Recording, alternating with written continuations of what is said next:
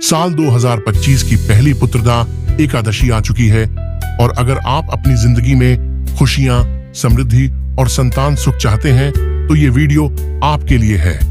चाहे आप पूरे दिन कुछ भी ना करें, लेकिन एक चीज जो आज आपको जरूर खानी चाहिए वो आपकी किस्मत बदल सकती है। जानिए क्या है वो खास चीज और कैसे यह आपके जीवन में चमत्कार कर सकती है। वीडियो को अंत तक देखें क्योंकि हर एक जानकारी आपके लिए बेहद अहम है।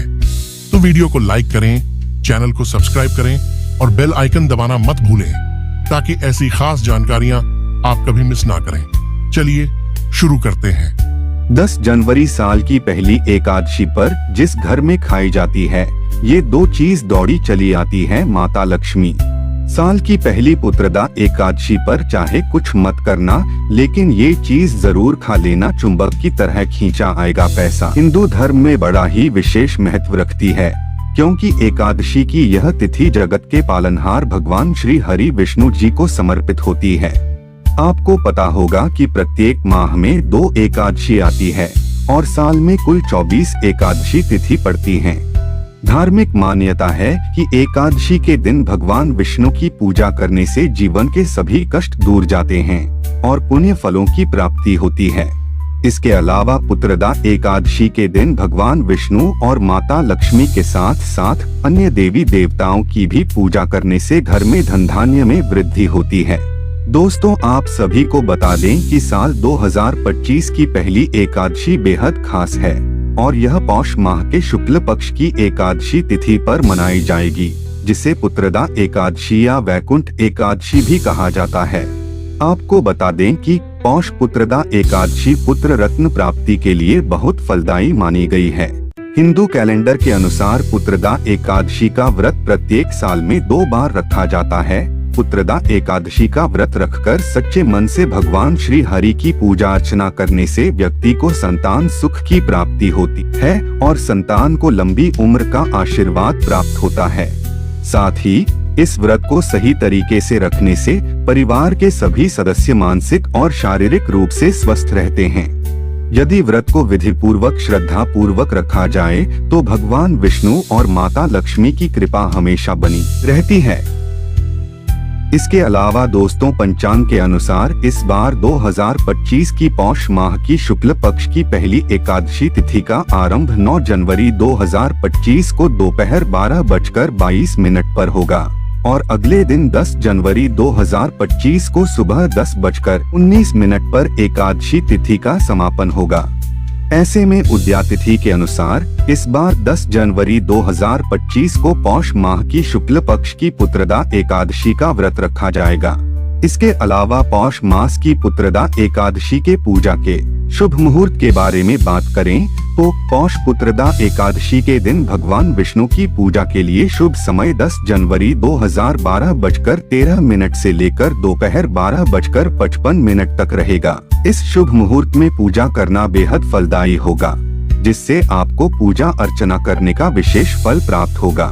इसके अलावा दोस्तों, 2025 की पौष मास की पुत्रदा एकादशी अत्यंत शुभ है क्योंकि इस दिन पूरे दिन ब्रह्मा योग का शुभ योग बना है। शास्त्रों में इस शुभ योग में दान करने का विशेष महत्व बताया गया है। इस शुभ योग में व्रत करने से भगवान श्री हरि विष्णु और माता लक्ष्मी की विशेष कृपा प्राप्त होती है, जिससे सभी मनोकामनाएं पूरी होती हैं और जातक को जीवन में शुभ फलों की प्राप्ति होती है।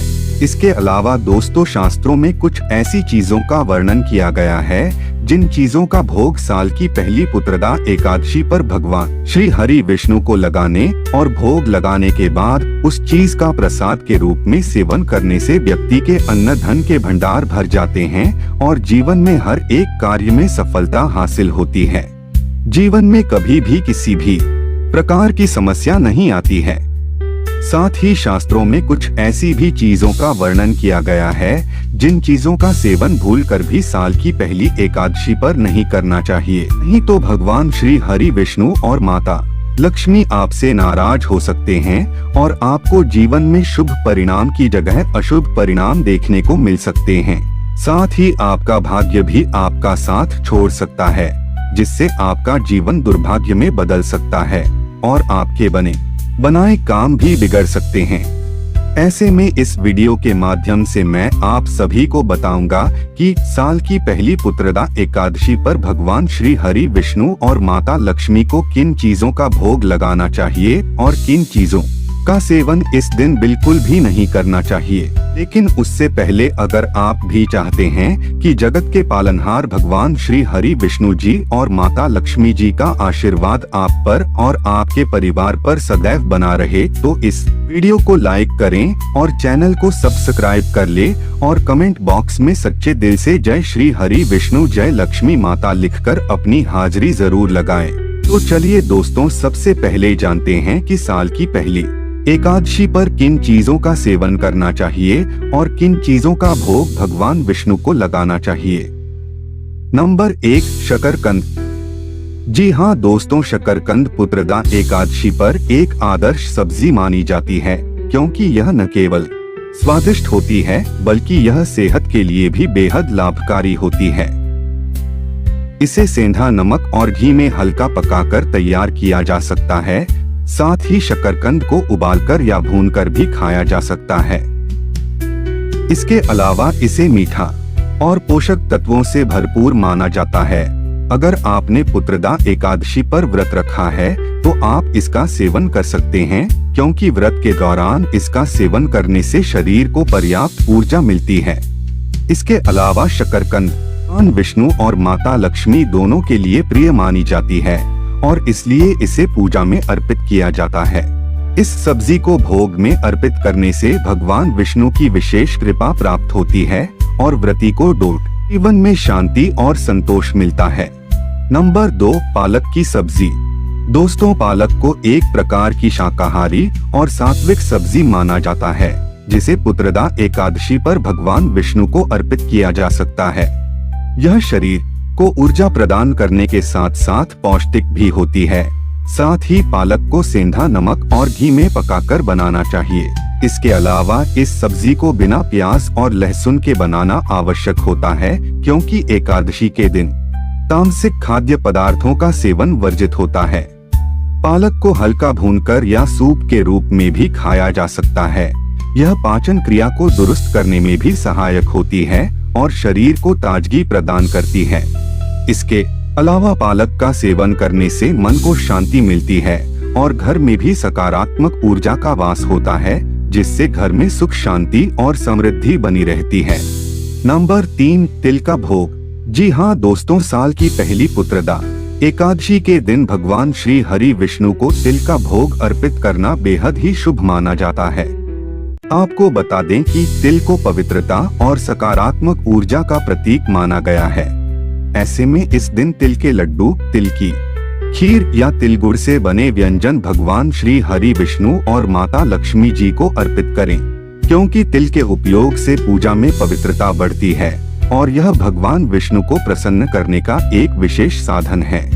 साथ ही तिल का भोग लगाने से व्रती को पापों से मुक्ति मिलती है और संतान सुख का आशीर्वाद प्राप्त होता है, जिससे जीवन में शुभ परिणाम देखने को मिलते हैं। नंबर 4, गुड़ का भोग। दोस्तों, पुत्रदा एकादशी के दिन भगवान विष्णु को गुड़ का भोग लगाना अत्यंत शुभ और फलदायी माना जाता है।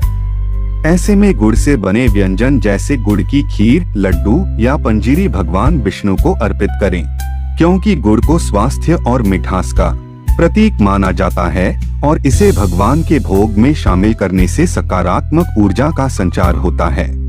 साथ ही गुड़ का भोग लगाने से भगवान विष्णु प्रसन्न होते हैं और परिवार में सुख समृद्धि और शांति का आशीर्वाद देते हैं, जिससे जातक के रुके हुए कार्य बिना किसी अड़चन के पूर्ण हो जाते हैं और साधक को हर एक कार्य में सफलता हासिल होती है।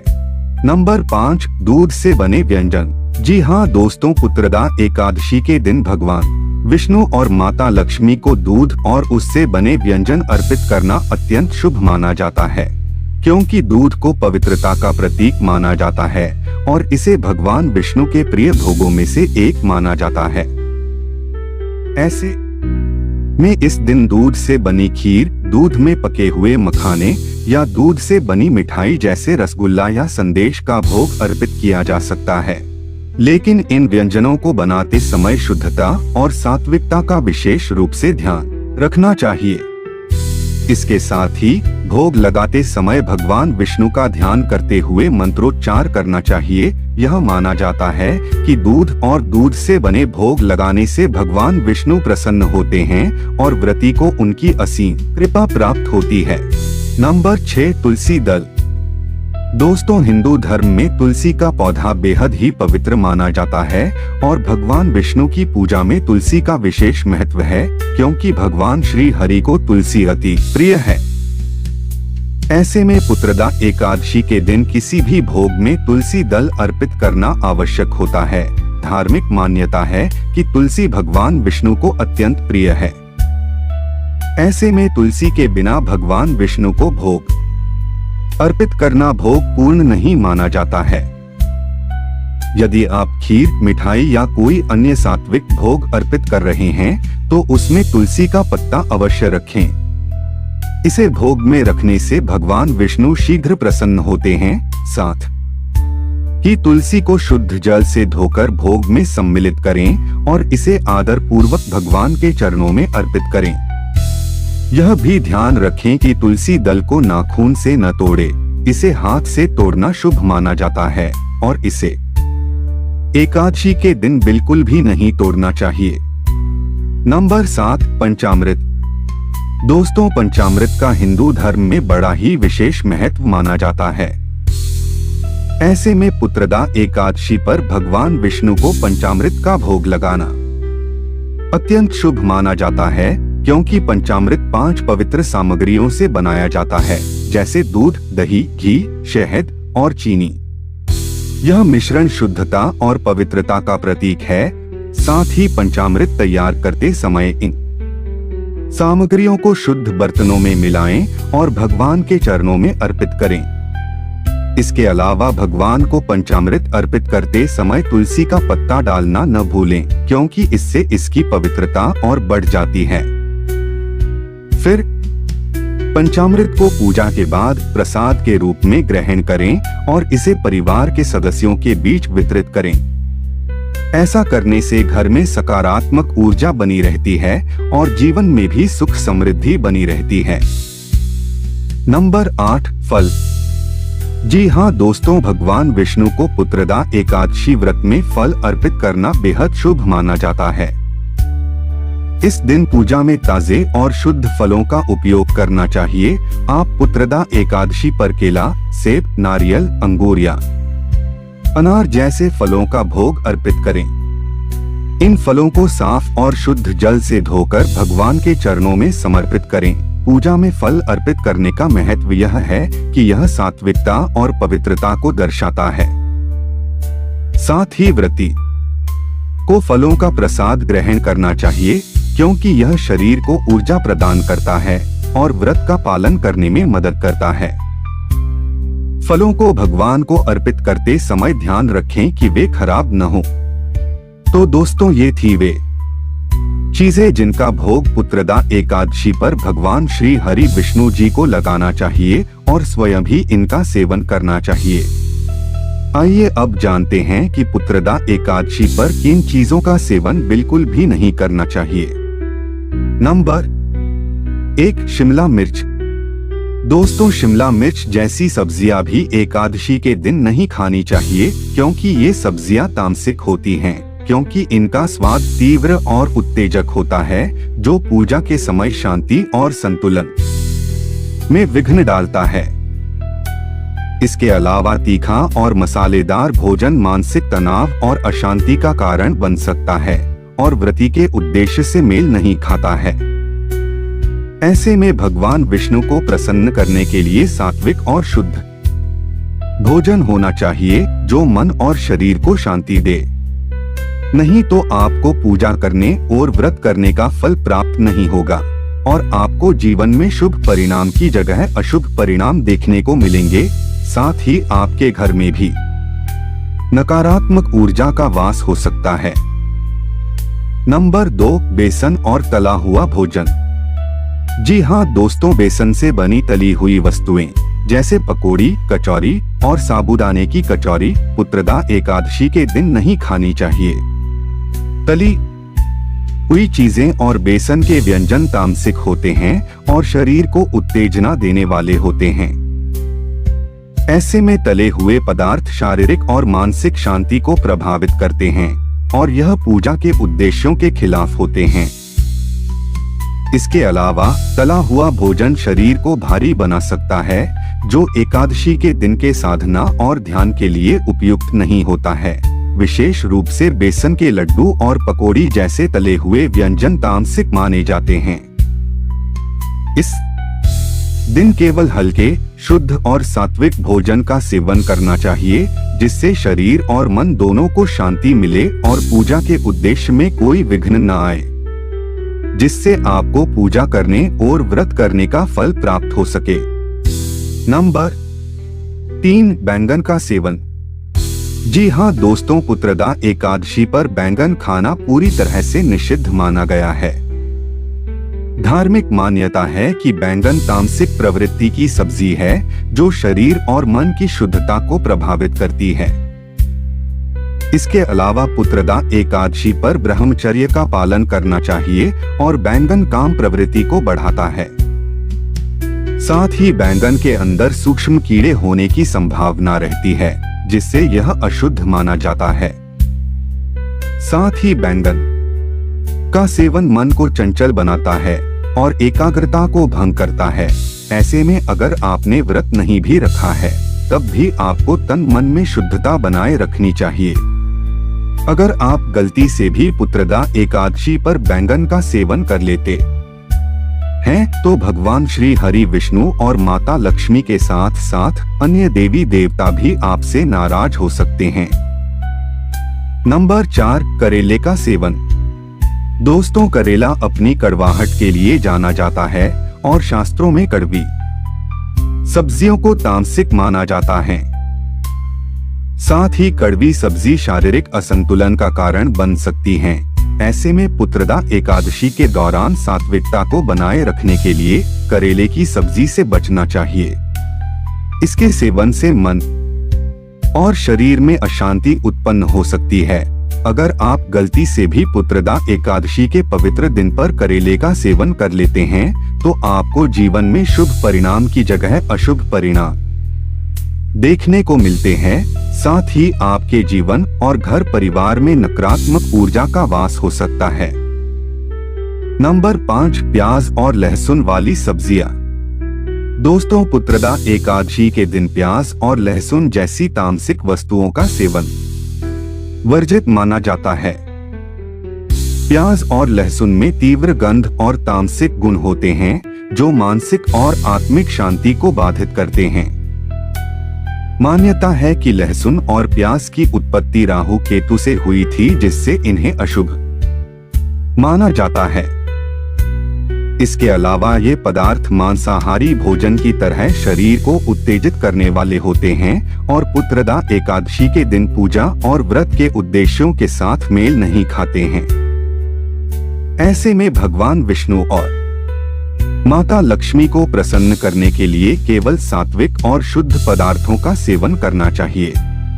तभी आपको भगवान श्री हरि विष्णु और माता लक्ष्मी की असीम कृपा प्राप्त होगी और आपके जीवन में सुख समृद्धि आएगी। दोस्तों, अगर ये वीडियो आपको पसंद आई है तो प्लीज दिल से एक लाइक करना और आपका अपना चैनल ढेबरी स्टोरी को सब्सक्राइब जरूर करें और कमेंट में बताएं कि आप वीडियो कहां से देख रहे हैं। तो मिलते हैं ऐसे ही एक नए वीडियो के साथ। तब तक के लिए राधे राधे, जय श्री कृष्ण।